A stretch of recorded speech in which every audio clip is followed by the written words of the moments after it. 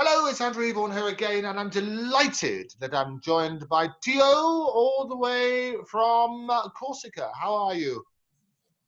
Excellent, thank you, Andrew. You're always excellent. It's always a joy. Now, last time you were here, Theo, you were telling us about how wine, a lot of people think that wine actually might have originated in France, but it was actually the Greeks. It was the Greeks bearing gifts. And we talked about Nice and how Nice is actually Nike or Nike, and from the Greek, and that's how they sort of acquired it for the label, and so on and so forth. And we talked a little bit about the process. Now, remind us about the process. What is wine exactly? Well, you know that, first of all, there is the la vigne, as we call it, the grapevine. And this is a plant that grows for many years, and the roots can go very deep into the ground. Because in many of the best wine producing areas, there's not so much rainfall. It's something where the vine seeks the groundwater. And it starts to produce, like all plants growing, its leaves in the spring, and then it forms the raisins, the grapes that we pick in late August, early September. And this is a big process where we require a lot of people to come and cut the grapes. They are then put into a process of maceration, which means the crushing of the grapes and the removal of the skin. And then they are starting to ferment. The fermentation takes roughly 2 months. And, you know, by the time November comes, you know, the Beaujolais Nouveau, which is very popular. Well, the first fermentation has taken place and the wine is put in bottles or in barrels with oak. French oak is very good for giving the right flavor and helping mature and bring out the distinct aromas of the wine and giving it this character, and every wine is slightly different. So then it will be aged at different times, and not all wines you can keep forever or even for more than 1 or 2 years, but certain wines you can keep for up to 50 years and they'll still be very good.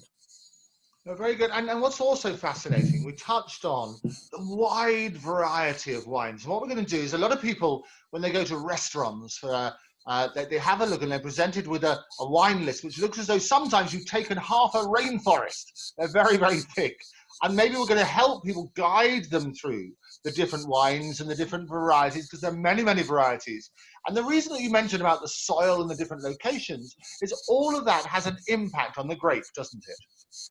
Exactly. It's like if the distinct feature is the soil. Even within the same geographic area, each parcel of land can produce a different distinct flavor. It's the underground geology that has an impact, the rock formation, the type of soil, but even its location on the slope of the land will make a big difference. In fact, more of the higher altitude vines will produce better wine than those at the bottom of the hill where they get more water. So very, very interesting. And the other thing that people look at, and we'll talk about labels in a bit as well, but the other thing they look at is the year, because you can have good harvests for grapes and not so good. And also you can have phenomenal years. Talk us through that briefly. Well, it has to do with, like so many things, rainfall and sunshine. So those are the two factors that can make the difference, particularly in the maturing stage of the grapes. So a very hot July, August will produce better grapes, but there's the nuance quite different in the early stage. You don't want too much rainfall, and of course you don't want something like the hailstorm that destroys the vine. In fact, I think growing grapes and growing anything for farmers are used to having catastrophic years where sometimes the entire production is destroyed. And in a way, this is what the world is facing now. It is like the bad year for agriculture. And we're not used to that. If we go down 20%, we say, what's happened? Why is the manufacturing not taking place? But people who grow and live from the land, they are used to this.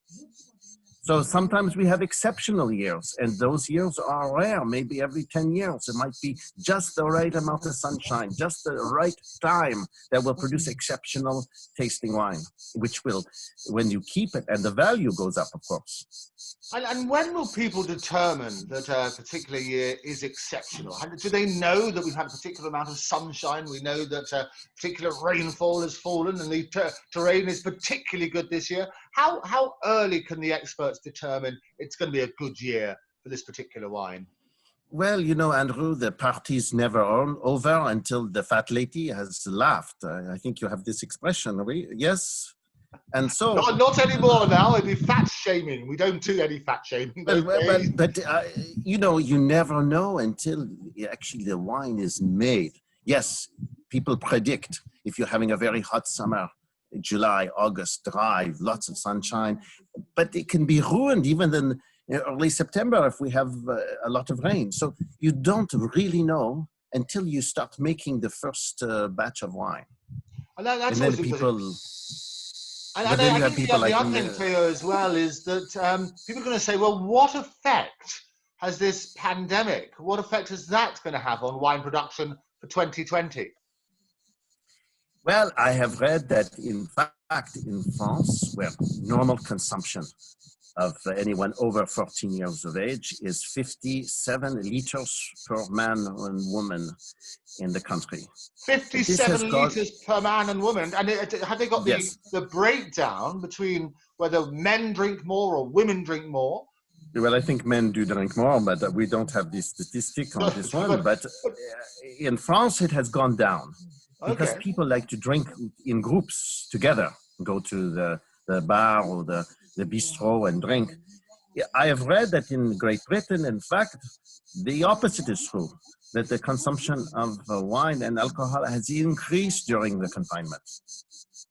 It is interesting, and it is the way that people consume many things is interesting, and these socially different ways that do it. And obviously, as you say, in France, it's a very social activity. You have wine with virtually most meals and most times. So 57 liters, it doesn't sound that many. You know, it's only less than one bottle, a little bit more than one bottle a week.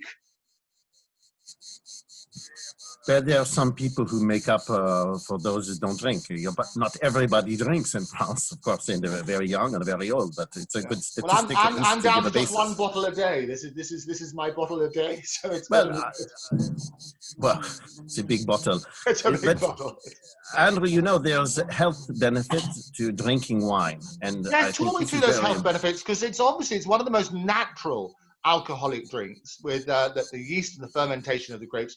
Talk me through some of the health benefits. Well, it's particularly the red wine. And in France, 60% of the wine consumed. And as you know, France is the biggest producer of wine in the world. They're one of the biggest consumers of wine in the world. But red wine is shown to have particular medical properties.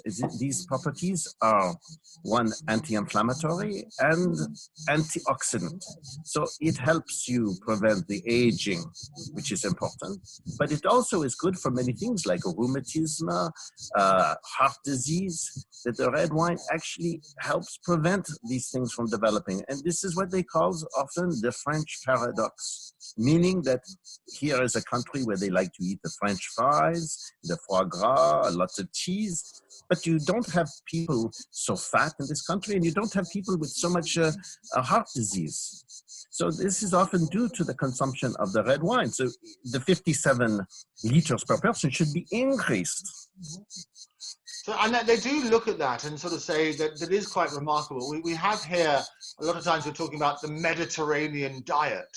And the Mediterranean diet with the olives and the olive oil and that sort of wonderful way of doing it, and wine being an important part of that. You can see absolutely the health benefits to make that make sense. Well, we celebrate that here in Corsica. Of course, we have a local production, mostly red, but also some white wine, very delicious wines. If you've never tried Corsican wines, please come and join us here. We'd be happy to take you for wine tasting.